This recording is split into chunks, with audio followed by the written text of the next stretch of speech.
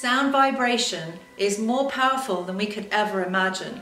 There are literally millions of sound frequencies unwittingly surrounding us in today's high-tech society that we now live in. We are energetic beings, and the unseen forces which inundate us through the airwaves can either harm or heal us.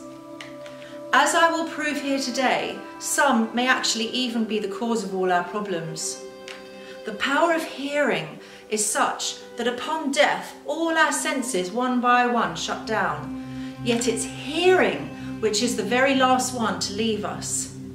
The Egyptians, the Druids and Vedic civilizations of old were all said to have had knowledge and understanding of sound vibration and its effect on the environment.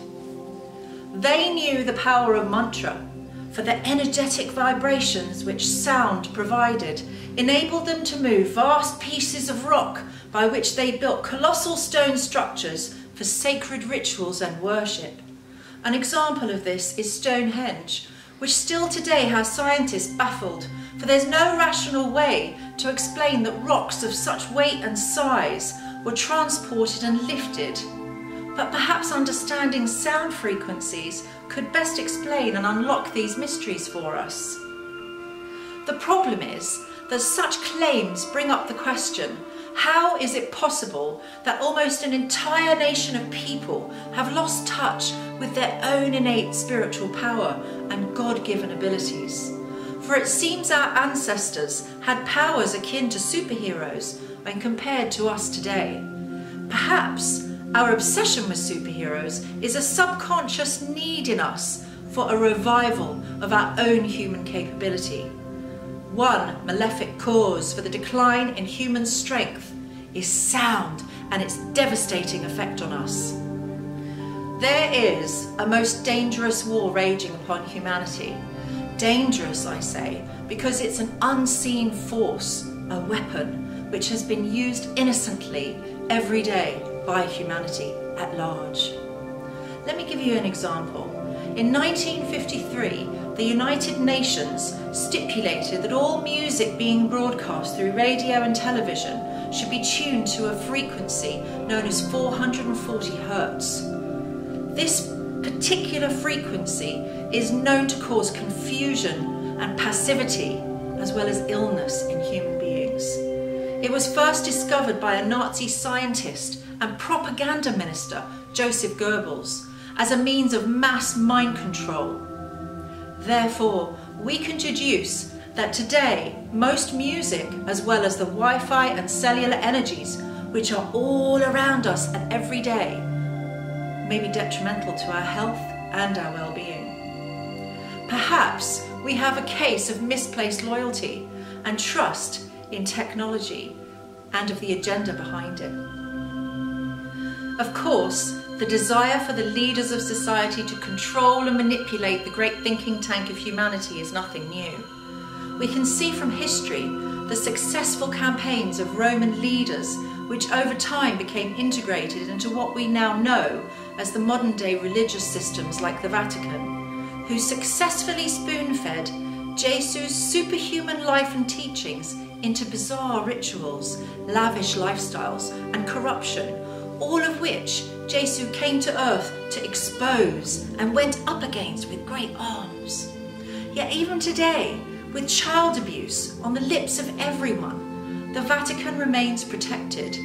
Priests and the Pope even are not held accountable for the countless atrocities towards children around the world.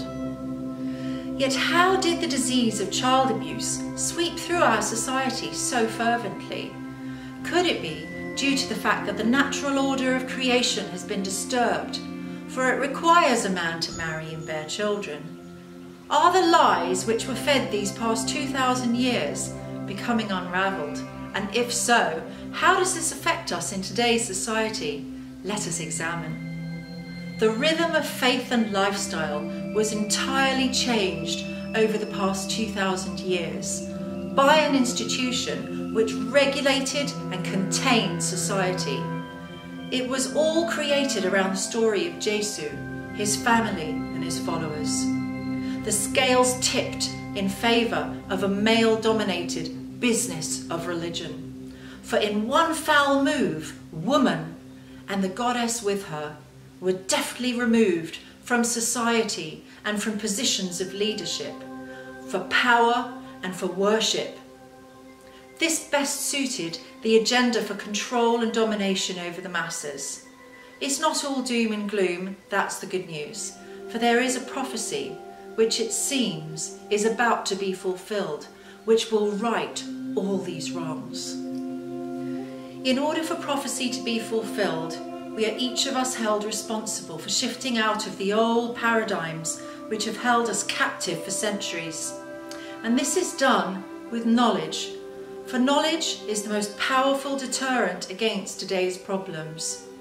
For with consciousness and with wisdom, we can make small life changes, which has the power to affect the entire matrix, which like a prison cell has bound humanity for all these centuries in wars and in misery.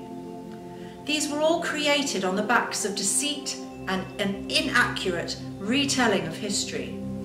This subconsciously affected us all into the surrender of our free will, and that, my friends, is how and where we lost touch with our own innate spiritual power. I spent the last 22 years researching ancient texts, and I've written a book, Woman in Red, which could be classed as a historical novel, yet it's so much more than just a story. For Woman in Red exposes our betrayal on the deepest levels, whilst offering a key to humanity's need for freedom and ultimately for happiness. Sound frequencies have the power to drive people's thoughts towards a feeling of defeat and suppression, and this manifests in us as anxiety and depression. Scientists have proven in elaborate experiments all across the board how sound has the power to harm or to heal us. Everything living in the universe, including our own bodies, is made up of energy which vibrates at a certain frequency. In the ancient Veda, it's said that every word spoken reverberates around the world 7 times in the ether, either harming or healing the environment and the inhabitants of Earth. Sound is something that we've just left behind. We understand the precept that we are what we eat, and that we're affected by what we watch and what we listen to, and also by who we associate ourselves with, for we are changed and transformed by its influence upon our bodies and minds. Going against the grain of society, I set about creating music which could deflect some of these negative impacts on our environment. I recently released a new album entitled Woman in Red, which we purposely tuned to a frequency known as 432 Hertz. Now this frequency was the frequency used by our ancestors to create harmony and happiness over the populace. For music, when tuned to this frequency, affords listeners powerful, natural, metaphysical benefits from the supernatural allure of 432 Hertz.